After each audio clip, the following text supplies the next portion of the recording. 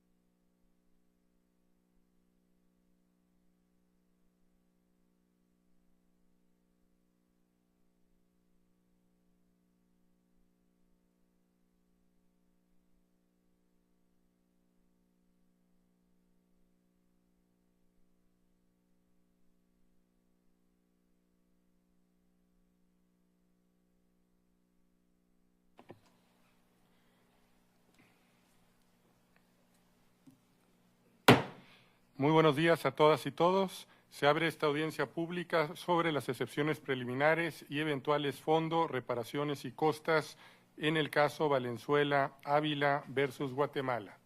Quiero dar la más cordial bienvenida a la delegación de la Comisión Interamericana de Derechos Humanos, a la representación de las presuntas víctimas y a la delegación del ilustre Estado de Guatemala. Paso la palabra al señor secretario para que realice las precisiones pertinentes. Adelante, señor secretario. Gracias, presidente. Los fotógrafos tienen 3 minutos para hacer sus tomas, después de las cuales deberán retirarse de estrados, y asimismo se solicita a los asistentes apagar los teléfonos celulares. El propósito de esta audiencia pública es escuchar la declaración de una perita ofrecida por los representantes.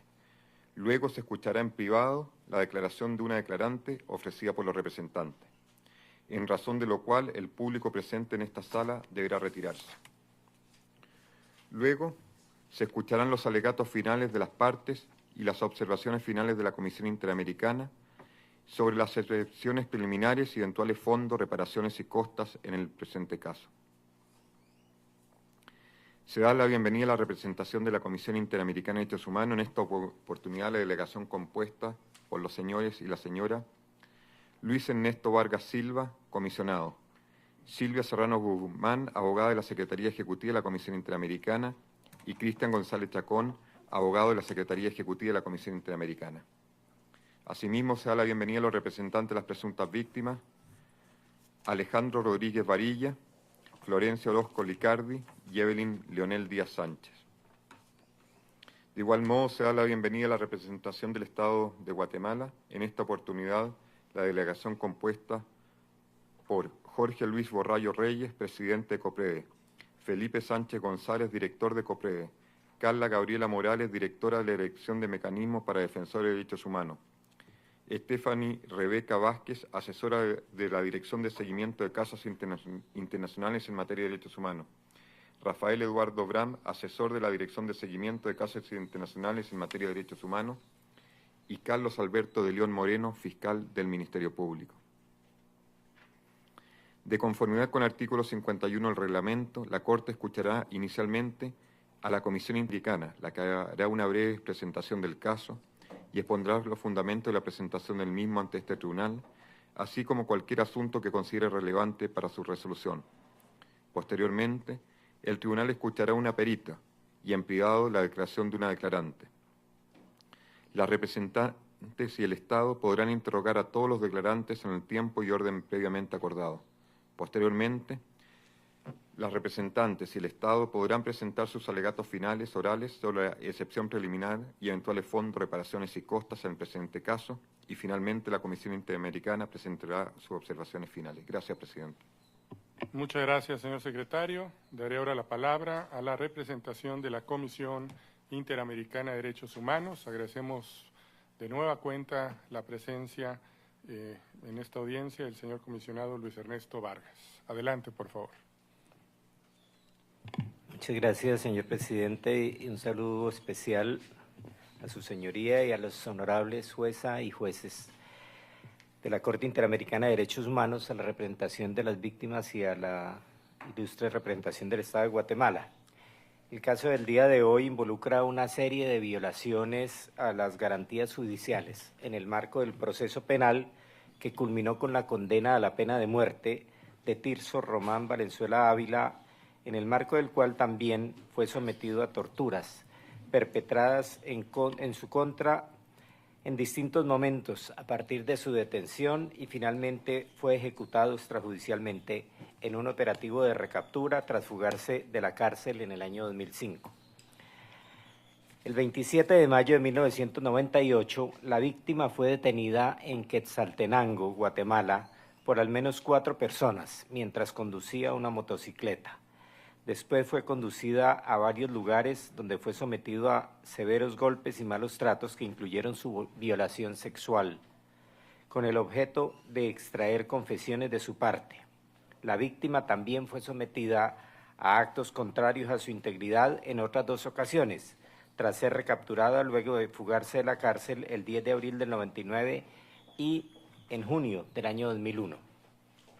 En cuanto a su proceso penal, el 21 de octubre de 1999, el señor Valenzuela fue condenado a la pena de muerte por el asesinato de una fiscal del Ministerio Público.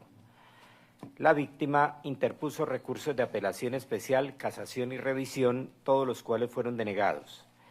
El 22 de octubre de 2005, la víctima, junto con otras 18 personas más, se fugaron de la cárcel de máxima seguridad del Infiernito, ante lo cual el Estado puso en marcha la ya conocida por esta honorable Corte Operación Gavilán, para proceder a su recaptura. El 8 de diciembre del año 2006 se encontró el cuerpo sin vida del señor Valenzuela Ávila en el departamento de Escuintla, al sur de Guatemala. Con respecto a los severos golpes y malos tratos, principales violaciones que tuvieron lugar en este caso fueron las siguientes. Primero, el Estado violó la prohibición absoluta de la tortura porque la víctima fue sometida a violencia física, psicológica y sexual, incluyendo violación por parte de agentes estatales que alcanzó el grado de intensidad para que fuera calificado como tortura. Igualmente violó el derecho a la vida privada y a la autonomía por la intromisión arbitraria en dichos bienes jurídicos que representan una violación sexual.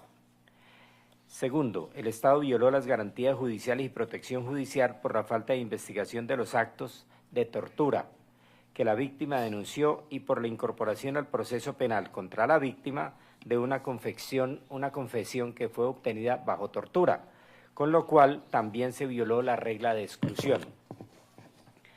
En el proceso penal que condenó a la víctima a la pena de muerte se cometieron las siguientes violaciones. 1. El Estado violó el principio de legalidad en relación con el principio de presunción de inocencia, ya que el señor Valenzuela Ávila fue condenado a la pena de muerte con base en la figura de peligrosidad contenida en el tipo penal de asesinato, por lo que se tomaron en cuenta sus antecedentes personales para fijarle dicha pena.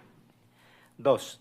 El Estado violó el derecho de recurrir el fallo y a la protección judicial porque la Sala de Apelación rechazó el recurso de apelación especial planteado por la víctima sin que le fuera posible, por su regulación y práctica, realizar un análisis integral de los hechos y del derecho a la decisión de primera instancia. 3. El Estado violó la prohibición de tratos crueles, inhumanos y degradantes porque luego de su condena a muerte, la víctima permaneció durante más de 6 años a la espera de su ejecución, configurándose el fenómeno del corredor de la muerte. 4. El Estado violó el derecho a la vida al imponer la pena de muerte en un procedimiento en el cual se cometieron violaciones al debido proceso. En cuanto a la muerte de la víctima, se configuraron las siguientes violaciones. El Estado violó el derecho a la vida porque existen suficientes elementos para acreditar que la víctima fue ejecutada extrajudicialmente en diciembre del año 2006 en el marco de la Operación Gavilán. 2. El Estado violó las garantías judiciales y protección judicial por la falta de investigación con debida diligencia de la muerte de la víctima. Las razones para haber traído el caso por parte de la Comisión ante esta honorable Corte son por la necesidad de justicia y reparación para la justicia de Tirso Román Valenzuela. El Estado fue notificado del informe de fondo 132 del año 17, el 19 de enero del año 2018, con un plazo de 2 meses para presentar información sobre el cumplimiento de las recomendaciones. Sin embargo, el Estado guatemalteco no presentó información sobre avances en dicho cumplimiento. Además, la Comisión destaca que el presente caso involucra cuestiones de orden público interamericano. Específicamente, la Honorable Corte podrá consolidar su jurisprudencia sobre la prohibición de utilizar la noción de peligrosidad de una persona como criterio para imponer la pena de muerte. Igualmente permitirá a la Honorable Corte consolidar sus estándares en materia de debido proceso penal, como el derecho de recurrir al fallo con el carácter reforzado con el que deben ser utilizados en casos de pena de muerte. Finalmente, el caso ofrece una importante oportunidad para que la Honorable Corte pueda desarrollar la jurisprudencia que tiene en materia de tortura sexual y ejecuciones extrajudiciales. Todos estos aspectos serán profundizados en la parte final de esta audiencia. Muchas gracias, señoría. Muchas gracias, señor comisionado Luis Ernesto Vargas. Solicito al señor secretario llamar a declarar a la perita propuesta por la representación de las presuntas víctimas, tomar sus datos y realizar las prevenciones pertinentes. Gracias, presidente. Olga Patricia Roldán Monterroso.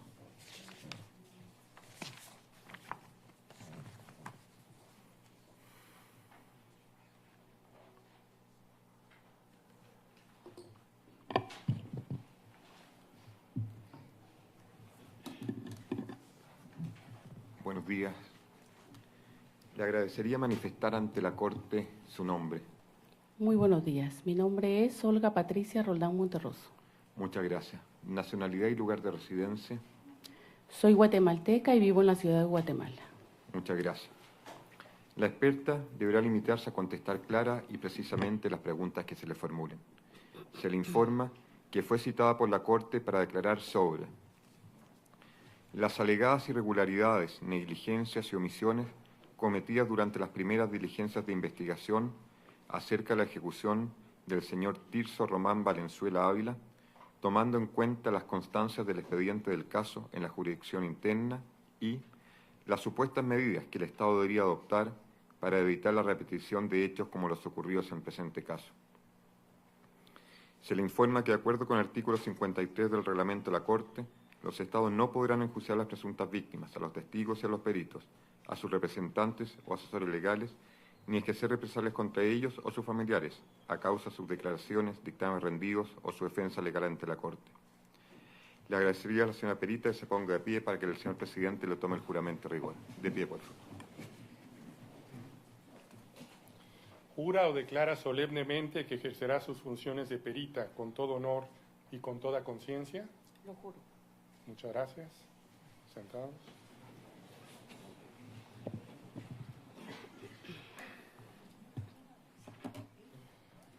Nuevamente, muchas gracias, señora perita, por estar el día de hoy en esta corte.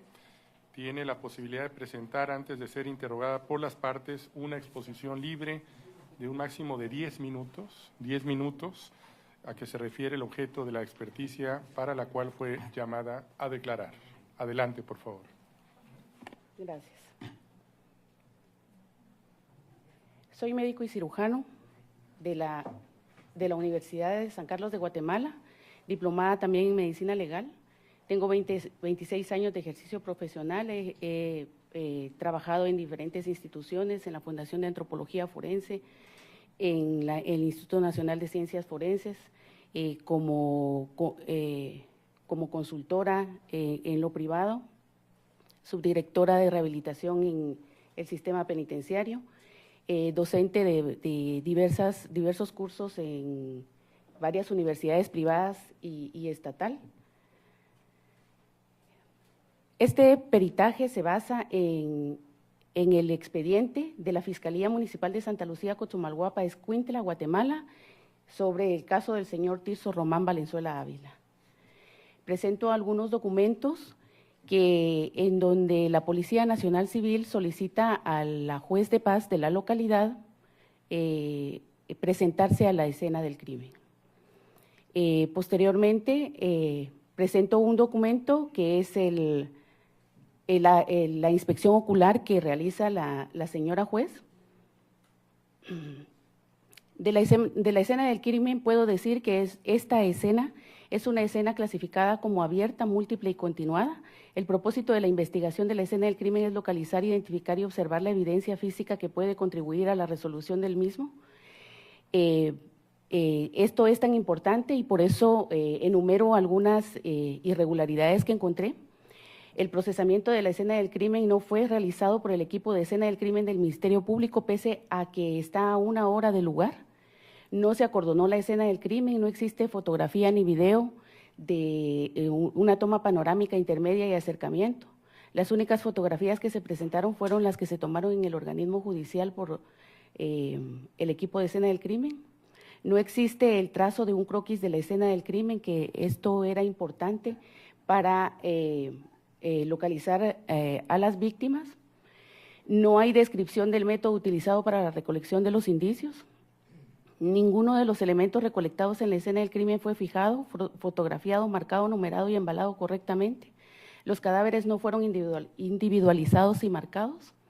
Presento una fotografía en donde lo incorrecto del embalaje, si ustedes ven en la bolsa, tiene el listado de los objetos que contiene, todos en una misma bolsa. A la par están todos los objetos que contenían de diversos lugares de la escena del crimen. El cadáver fue trasladado de forma inadecuada al llevar a la morgue la masa encefálica del señor Tirso Román en una gorra. No se protegieron las manos del fallecido con bolsas de papel manila. Dentro de los indicios de la escena se menciona un portafusil que nunca fue analizado. Los indicios de balística muestran varios cartuchos, casquillos, fragmentos de encamisado, fragmentos de proyectil de varios calibres, dentro de los cuales se documentaron de fusil, que podrían ser de AK-47, Tabor, etcétera. Todo esto es en base al informe de balística. No se documentó que los fallecidos portaran arma de fuego, no se documenta que la posición de una moto que se encontró en la escena del crimen tenga alguna relación con las víctimas o los victimarios. Las fotografías presentadas por el Ministerio Público las que se toman en la morgue del organismo judicial presentan algunas deficiencias, como que las fotografías numeradas no tienen un orden lógico. Las fotografías número 1 y 3 se observa que el cadáver está reconstruido el cráneo y todavía está vestido. En las números 4 y 8 se ve el estallamiento del cráneo. Las fotografías fueron tomadas sin técnica forense. Con el permiso de la Corte voy a presentar unas fotografías, pero es para ilustrar mi peritaje. Esta es una de las primeras fotografías en donde ya está reconstruido el cráneo y todavía está vestido. Aquí se ve reconstruido y todavía tiene camisa, está vestido. El protocolo de necropsia es médico legal. Los 2 cadáveres que se encontraron en la escena del crimen fueron trasladados como XX a la morgue del organismo judicial en Santa Lucía, Cozumalguapa. Quiero hacer mención que no iban identificados, sino que la identificación se hizo hasta en el lugar, la morgue del organismo judicial. No se aplicó el protocolo de Minnesota, no se tomaron fotografías ni videos desde el inicio del reconocimiento externo e interno del cadáver, que son pasos previos a realizar la necropsia médico-legal. No se tomaron rayos X, no se embalaron las ropas, hay una inadecuada descripción de las heridas. Sí hubo una adecuada descripción de las cicatrices, por lo que finalmente se logra identificar el cadáver. Hago mención de estas cicatrices que hacen única a la persona. En el examen externo del cadáver no se hace mención de todos los fenómenos cadavéricos que era importante para la data de la muerte. La descripción de las heridas producidas por proyectil de arma de fuego pueden ser por efecto de los proyectiles de alta velocidad y no fue reconocido por el médico autopsiante. No se resecaron los bordes de las heridas para estudio de patología y búsqueda de elementos importantes en un disparo. Y las fotografías presentadas por el Ministerio Público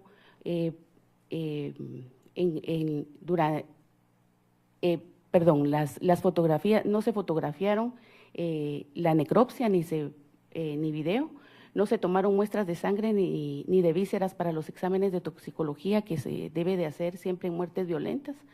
En las conclusiones del protocolo de necropsias no vemos los objetivos principales de un protocolo, que son la causa de la muerte, la data de la muerte, la identificación y la manera de la muerte. En el álbum fotográfico del cadáver número 2 de la fotografía número 3, se observa una herida estrellada en la región frontal izquierda que tiene las características de ser una herida por arma de fuego de contacto y que fue mal descrita como un orificio de salida. Este es el otro cadáver que se encontró en la escena del crimen. Hago mención de esto porque es una escena múltiple y esta es la herida que se describe mal en ese protocolo. Este es el protocolo del cadáver del señor Tirso Román, en donde se ve la escasa descripción de las heridas. Solo se ve una causa de muerte que no concluye el mecanismo por el cual se realizó.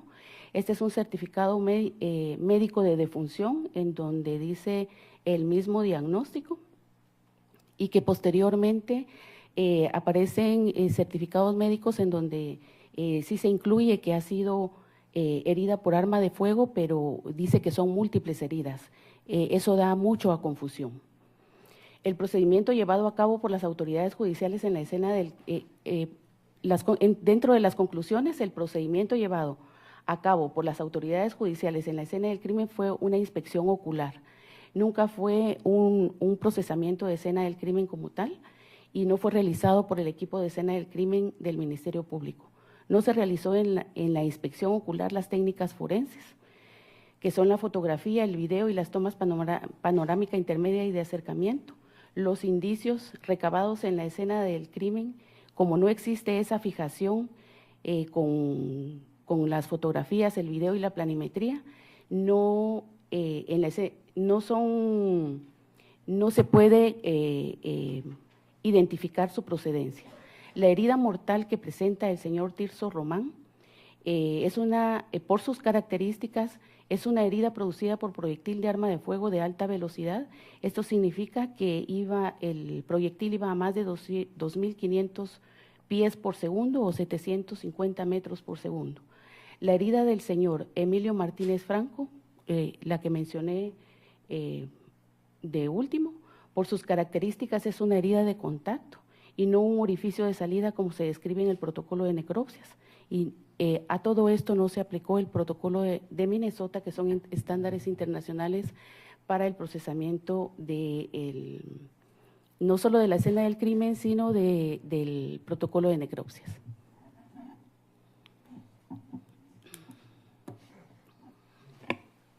Muchísimas gracias, señora perita. Daré ahora la palabra a la representación de las presuntas víctimas. Solicito que indiquen a la Corte el nombre de la persona que hará el interrogatorio y proceder con él. Con su venia, señor presidente, mi nombre es Alejandro Rodríguez y haré el interrogatorio correspondiente. Señora perito, ¿nos podría decir cuáles son los antecedentes de la escena del crimen? Los antecedentes aparecen en la inspección ocular y se dice que había una persecución policial y que hubo tiroteo. ¿Nos podría decir cuántas personas o cuántos cadáveres fueron encontrados en dicha escena del crimen? Son 2 cadáveres, por lo que se clasifica esta escena del crimen como múltiple. ¿Podría decirnos cuál es la consecuencia de que no se haya efectuado la planimetría en este caso? La consecuencia es muy importante porque eso hace que no se fijen los indicios, que no se establezca el lugar de la procedencia, qué relación tenían con los cadáveres, ya que los cadáveres estaban a ciertas distancias y debe establecerse esa planimetría para lograr identificar todos los indicios en los lugares donde se presenta. Usted indica que es una escena del crimen abierta, continua y múltiple. ¿En cuánto tiempo se tendría que haber realizado un procesamiento de escena del crimen de esa naturaleza? Realmente estas escenas del crimen llevan algunas horas y en este caso la inspección ocular solo se tardó 1 hora en procesarla. Estas escenas del crimen, por sus características de ser abierta, está en un lugar abierto, es continua porque hubo una persecución y los cadáveres quedaron a ciertas distancias importantes, y es múltiple porque hay dos cuerpos. Eso hace que tenga más tiempo para procesarla, unas horas. ¿Nos podría decir cuáles son los efectos de no tener fotografías y videos de la escena del crimen en este caso? Al igual que la planimetría, es importante fijar con fotografía y video todo el procesamiento de la escena del crimen para poder identificar los indicios posteriormente, poder saber de qué lugar procedían, cerca de qué evidencia estaban. Es muy importante para la investigación. Usted indicó que la juez de paz que acudió a procesar esta escena no identificó los cadáveres en la escena del crimen. ¿Podría explicar un poco más? Sí, esta identificación no es que se haga plenamente la identificación de una persona con nombre y apellido, sino que cuando no se sabe, que por lo regular es muy frecuente que no se sepa de quién se trata, se identifican los cadáveres, que es el indicio principal de una escena del crimen, se identifican con el número 1 y 2 en este caso, que eran dos cadáveres, o si no con las literales A y B para diferenciarlos de la demás evidencia. ¿Qué repercusiones tuvo en este caso el hecho que no se hayan identificado los cadáveres como A o B, o no se hayan puesto números 1 y 2 en la escena del crimen? Son consecuencias importantes también, porque de esa manera se fueron de la escena del crimen a la morgue del organismo judicial sin identificar cuál era A, cuál era B, y como la escena del crimen era continuada, era un espacio abierto, era amplio el espacio, no se sabía, había confusión entre cuál de los dos cadáveres estaba en un lugar y cuál estaba en el otro, y eso tuvo muchas repercusiones posteriormente. Doctora, usted indicó que en la necropsia que se practicó a Tirso Román Valenzuela no se colocó la hora de muerte y no se colocó la causa y manera de muerte. ¿Podría explicar un poco más estos hallazgos, por favor?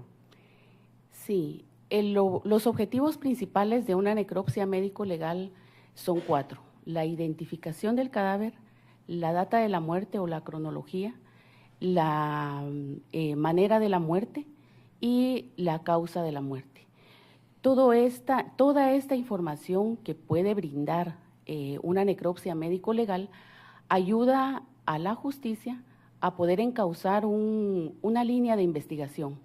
Se encuentran todos los indicios en la necropsia, y eso ayuda al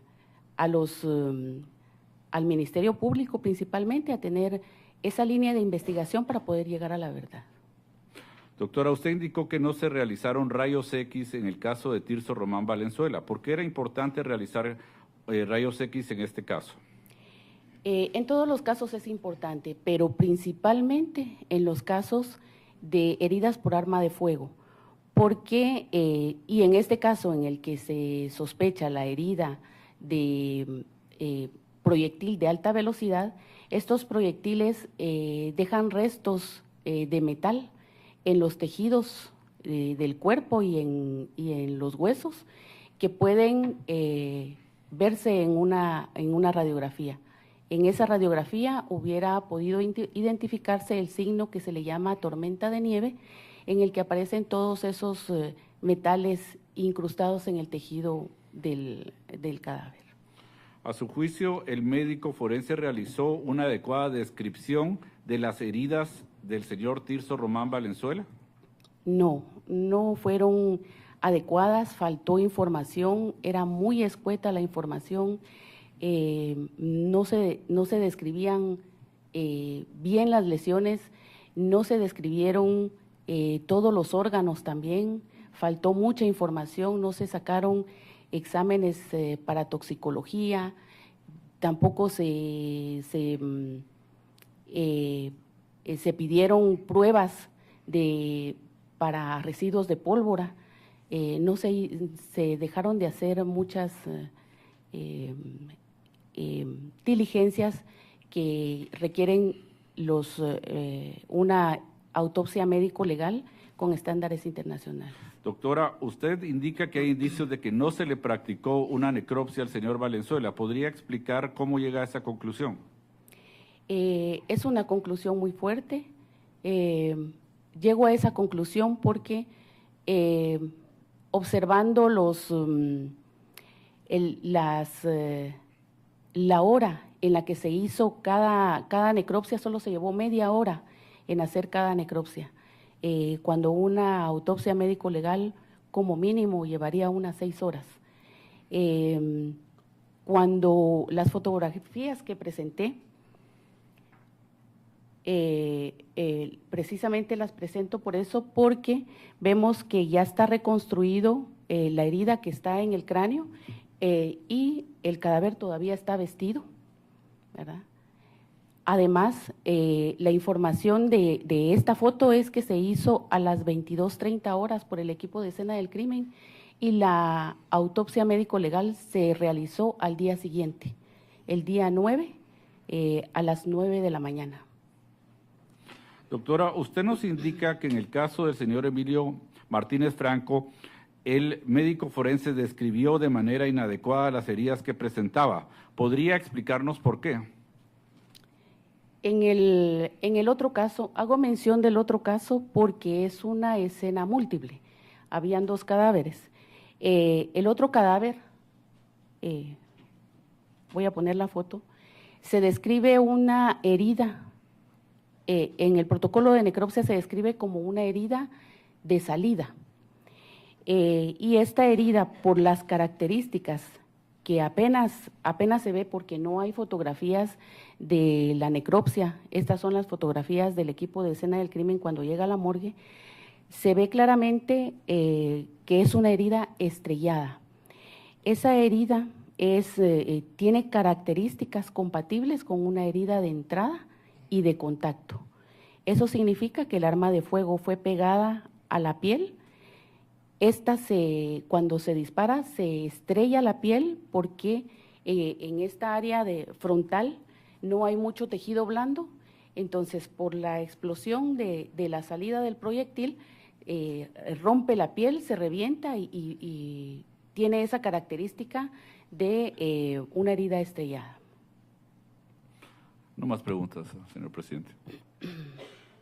Muchas gracias a la perita y a la representación de las presuntas víctimas. Corresponde ahora el interrogatorio a la representación del ilustre Estado de Guatemala. Adelante, por favor. Muchas gracias, señoría. Voy a darle la palabra al director ejecutivo.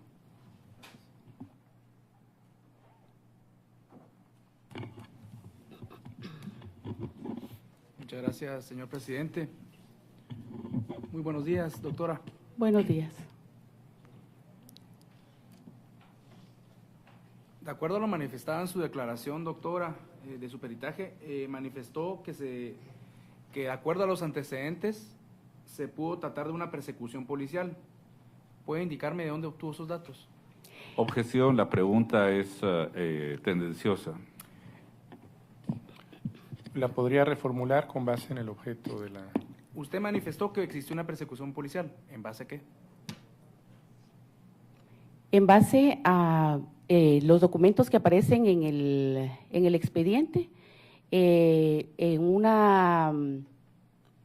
reporte policial en donde se le solicita a la señora juez que se presente a la escena del crimen, sí aparece que hubo que era una posible persecución.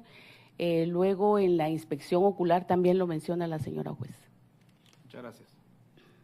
¿Posee usted estudios en criminología?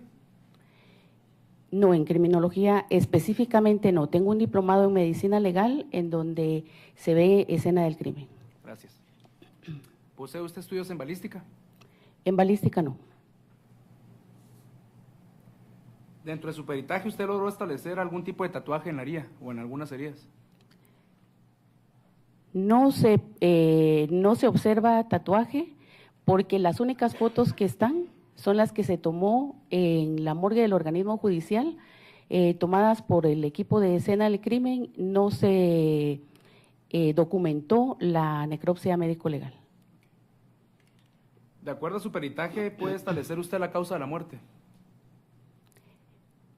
No me competiría a mí establecer la causa de la muerte, pero sí la causa de la muerte la pone en el protocolo de necropsias, sí está como, es una laceración cerebral, y una fractura multifragmentaria, pero es secundaria a herida por arma de fuego.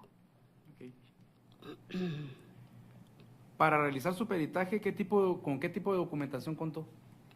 Con el expediente del Ministerio Público, en donde aparecen todos los documentos. Okay. ¿Considera usted que para poder interpretar la causa de la muerte es necesaria una ampliación del informe en la necropsia? Considero que no, que sí puede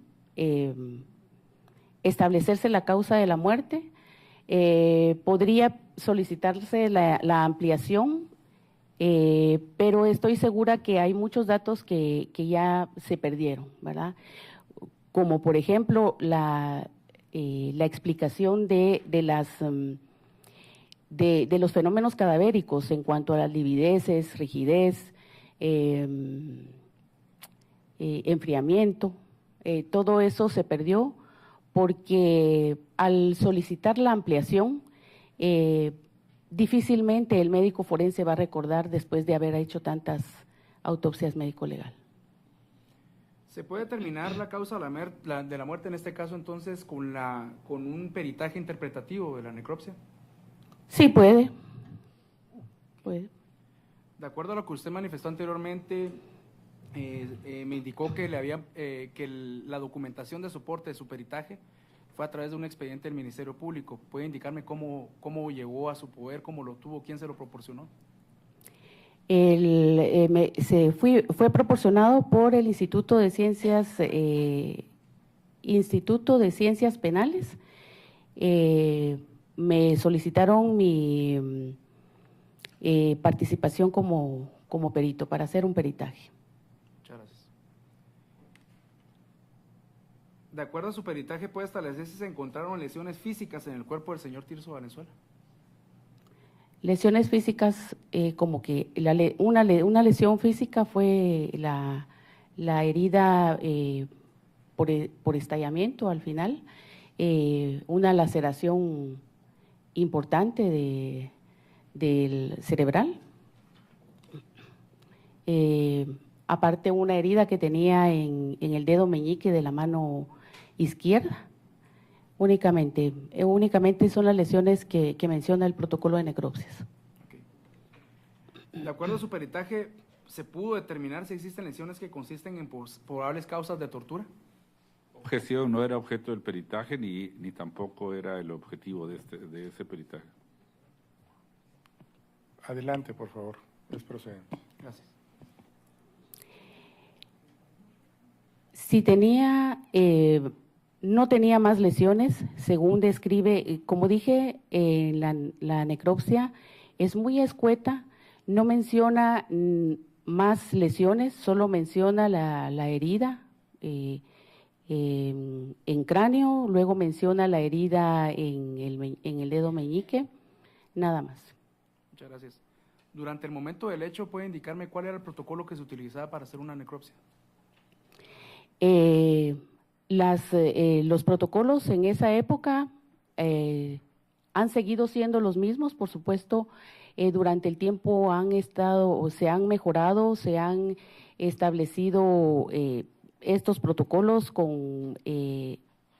obligando hacer todas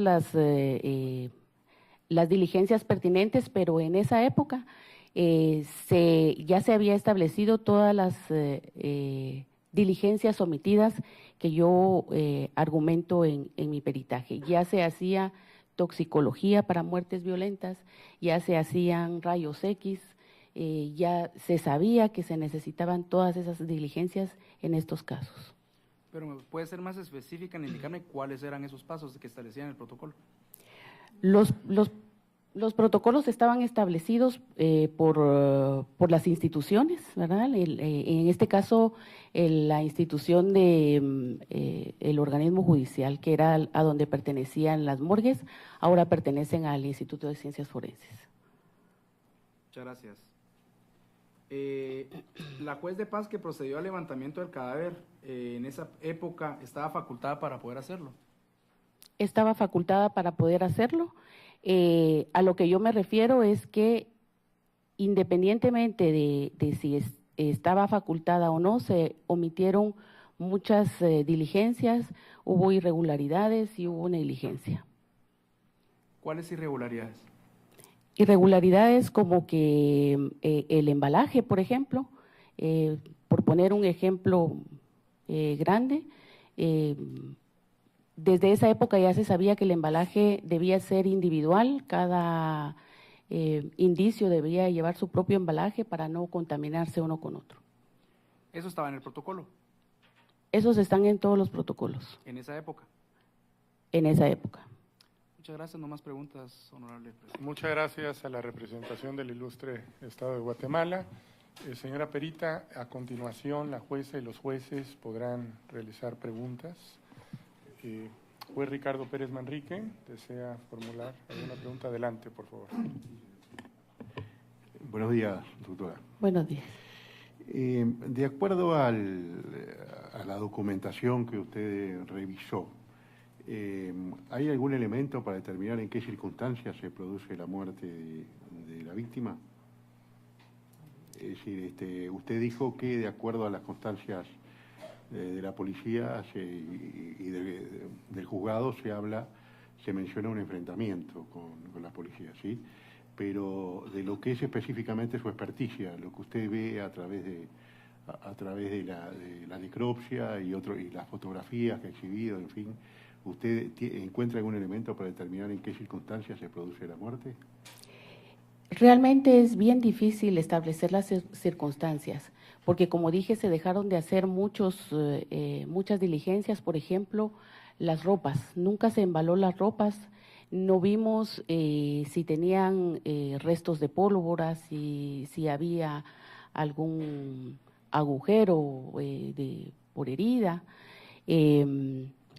La herida que se da en el cráneo del señor Tirso es una herida catastrófica producida por proyectil de alta velocidad, pero no se describe si había ahumamiento o tatuaje, no se describe nada. Además, las fotos, si ustedes las recuerdan haberlas visto, ya se ven lavados los cadáveres. Eso hace que se pierda mucha evidencia. O sea que usted identifica la dificultad para establecer las circunstancias de la muerte con estas inconsistencias o errores que se cometieron en la recolección de la evidencia. Así es. Bien, el señor fallece de un solo disparo. Sí, solo se describe una sola herida y otra herida en el dedo meñique. Bien, cuando usted habló de herida estrellada, en relación a que eran orificios de entrada y no de salida, hizo referencia a la otra víctima. En el caso de Valenzuela también fue la herida estrellada. La herida del señor Valenzuela es más catastrófica. Sí es estrellada también, tiene bordes irregulares que apenas podemos lograr ver en las fotos. Hay otra foto que no quise traer por discreción, en la que está la herida abierta. sin haberse reconstruido y sí tiene bordes irregulares, es un estallamiento completamente. De acuerdo a las constancias que usted revisó, ¿se trajo el proyectil y se hizo pericia balística para determinar qué calibre era, qué tipo de arma era, en fin? Se llevaron, los indicios que se llevaron, que iban todos en una bolsa, se encontraron en la escena del crimen. Revisé el peritaje balístico. Sí se reportan casquillos, se reportan cartuchos útiles y se reportan restos de plomo de varios calibres. Y sí hay de calibre de alta velocidad como los que describo y que es la característica de esta herida por arma de fuego. Mi pregunta es, concretamente, el señor Valenzuela habría muerto a consecuencia de un disparo en la cabeza porque hay pérdida de masa encefálica, ¿sí? Así es. El proyectil que causó esa herida, ¿fue ubicado, fue extraído del cadáver y fue ubicado? No fue ubicado, no fue ubicado. Toda la evidencia se recogió en conjunto y se colocó en una bolsa. Yo le pido que me ilustre, porque ¿no quedó alojado en el cuerpo? No quedó alojado en el cuerpo. O no lo describe la necropsia médico-legal. O sea que el proyectil que mató al señor Valenzuela nunca fue encontrado y por lo tanto no se ha periciado, aparentemente. Sí, no se describe ni en la necropsia médico-legal que haya quedado el proyectil o en balística que ese haya sido el… ¿Y usted entiende que esto ha sido un proceder correcto, digo, de acuerdo a los protocolos, la no ubicación en estas condiciones del proyectil? Ha sido totalmente incorrecto. Primero, cómo recoger toda la evidencia. No se logra establecer qué restos de munición se encontraban cerca de qué cadáver, porque ni siquiera se identificó el cadáver desde la escena del crimen, cuál era el que estaba en qué posición y cerca de qué indicios. Por eso la gran importancia de haber hecho el procesamiento con fotografía, con video, con planimetría. Está claro, muchas gracias. Muchas gracias, juez Ricardo Pérez Manrique. Juez Patricio Pazmiño Freire, adelante. Gracias, presidente. Doctora, ¿podría usted colocarse en la parte que hace referencia a las conclusiones de su peritaje? A la parte final. Cuando usted concluye que no se aplicó el protocolo de Minnesota, Sí. ¿Quiere decir que a la fecha de los hechos este protocolo estaba vigente, estaba en rigor? En la ciudad de Guatemala probablemente no, ¿verdad? Se ha establecido todos estos protocolos internacionales desde que aparecieron, pero las instituciones por alguna u otra razón no han seguido los protocolos hasta la fecha. Se siguen a medias, no se cumple con todo. Dado que por su detallada exposición, para mí me queda claro que es de tal importancia la sujeción a los protocolos para conservar la zona del hecho, preservar la cadena de custodia, etcétera.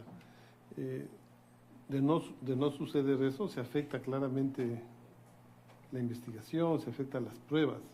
Así es.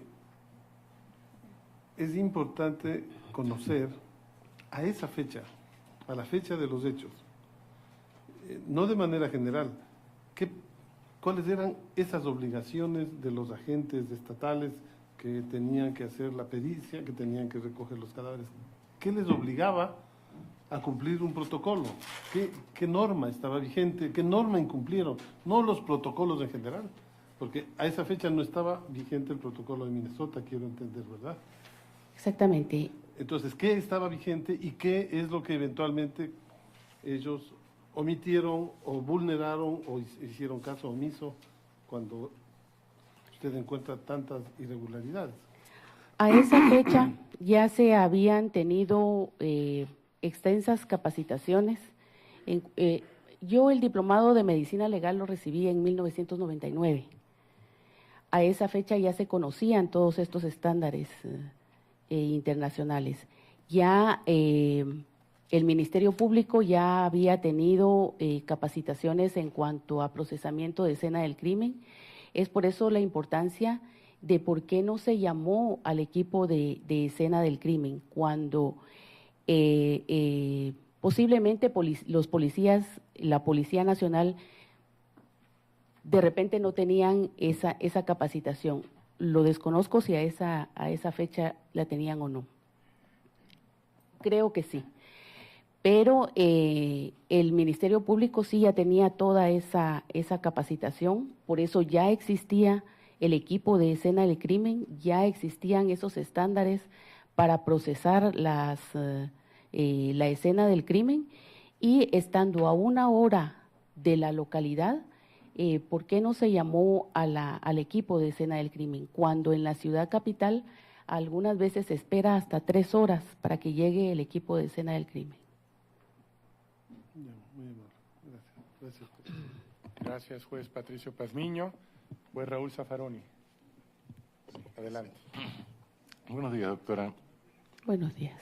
Yo estudié unos años antes que usted, y puedo estar equivocado, pero fuera de todos estos protocolos, ¿una autopsia requiere la apertura de cavidad craneana, torácica y abdominal? Así es. Y si no está hecho eso, no hay autopsia, no está completa la autopsia. Exactamente. Correcto. Independientemente de todo protocolo, es eso, es lo clásico. Así es. Bien, me confundo un poco. En el otro cadáver, el de la otra víctima, que aparece, según dice usted, un orificio en el frontal que lo toman como orificio de salida. Sí. Está bien, puede confundirse un orificio de entrada con el de salida, pero si hay un orificio de salida, el médico tendría que haber buscado el de entrada, que se supone que si sale por el frontal debe haber entrado por el occipital. Es decir, si no describe eso es porque tampoco abrió la calota craneana. Eso supongo. Es decir, no hubo autopsia directamente. Así es.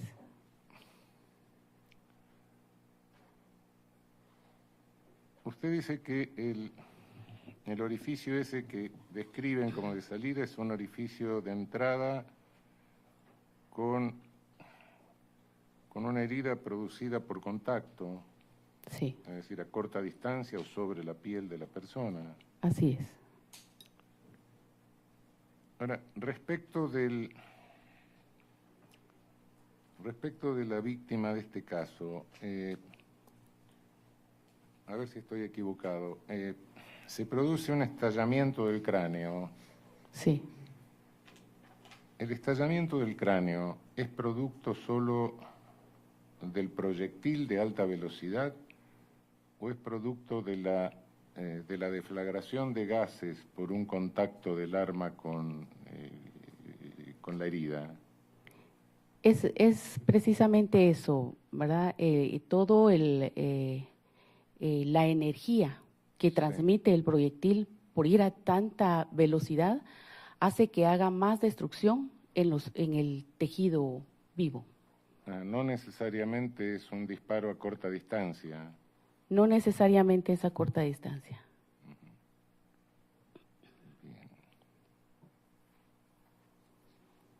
Bien. Bueno, muchas gracias, doctora. Gracias, juez Raúl Zaffaroni. Juez Elizabeth Odiovelito. Adelante. Doctora, solo para tratar de entender un poco esto. El cadáver se le realizó una autopsia de esas autopsias en donde se va órgano por órgano, parte por parte del cuerpo. ¿Se realizó esa autopsia? Así debería de ser. Yo dudo que se haya realizado la autopsia, a pesar de que está el informe, pero si vemos, cuando está reconstruido el cráneo todavía está vestido. No hay ninguna documentación,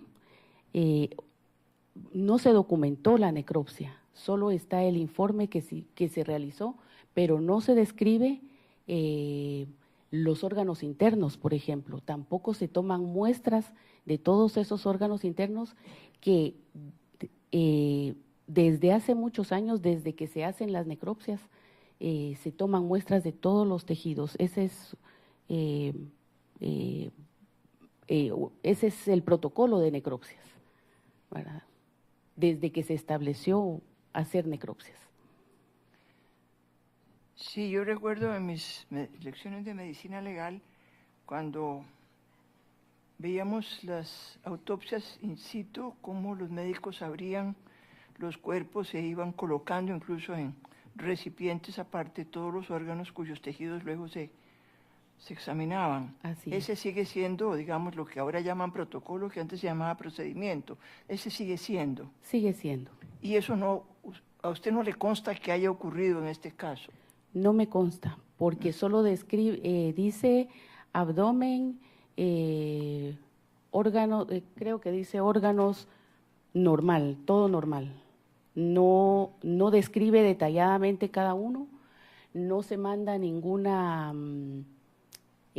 muestra a patología, que era lo correcto de hacer. No se envía ninguna muestra, ni siquiera una muestra de sangre. En ese reporte de esa autopsia mencionan las manos, mencionan haber revisado las manos, si había algún resto de pólvora en las manos. Tampoco revisaron las manos, tampoco se hizo una prueba para establecer restos de pólvora. Bueno, muchas gracias, doctora. Gracias, presidente. Gracias, jueza Elizabeth Odio. Juez Sierra Porto. Gracias, juez Eduardo Biogrossi. Muchas gracias. Doctora Roldán, usted ha sido convocada para darnos su expertise en dos grandes temas, ¿no? El primero, las alegadas irregularidades, negligencias y omisiones cometidas durante las primeras diligencias de investigación acerca de la ejecución del señor Tirso Román Valenzuela Ávila, que ha sido ampliamente ya mencionado. Y la segunda cuestión, relativa a las supuestas medidas que el Estado debería de adoptar para evitar la repetición de hechos como los ocurridos en este caso. ¿Podría profundizar en esta segunda cuestión? Sí, mi recomendación es esa capacitación tan importante para todos los personeros de las diferentes instituciones del Estado, tanto Policía Nacional Civil, Organismo Judicial, Instituto Nacional de Ciencias Forenses, Ministerio Público, para que se continúe con esas capacitaciones. Yo he tenido conocimiento, porque estoy en el medio, de que se tienen algunas capacitaciones, pero esa capacitación debe ser constante, porque a cada momento entra nuevo personal, unos se van, otros ingresan, y esa capacitación debe ser constante porque se pierde. Además, creo que es importante poner esas comités o como pueda establecerlo la ley de supervisión, pero que esos, le llamo comités por llamarlo de alguna manera, para que sean multidisciplinarios, que no solo sea, por ejemplo, como se pone algunas veces, supervisión, pero solo son abogados los que están en esa supervisión. Si es un equipo multidisciplinario, si aporta un médico, si aporta un psicólogo, si aporta un técnico en escena del crimen, pueden dar todos esas luces como para ir quitando todas estas omisiones y negligencias que se puedan establecer en todos estos procedimientos. Y conforme a la normatividad, a los protocolos, ¿los considera adecuados actualmente? Existen esas normativas, pero no se cumplen. ¿Por qué? Porque no hay esa supervisión, ¿verdad? Entonces, la importancia de establecer esas supervisiones para estar seguros de que si estamos dando una capacitación, si se está dando la información, que se cumplan con todas esas normas. Muchas gracias, doctora Roldán Monterroso, por su participación en esta audiencia. Esta Corte ya no tiene más preguntas. Puede retirarse. Gracias, señor.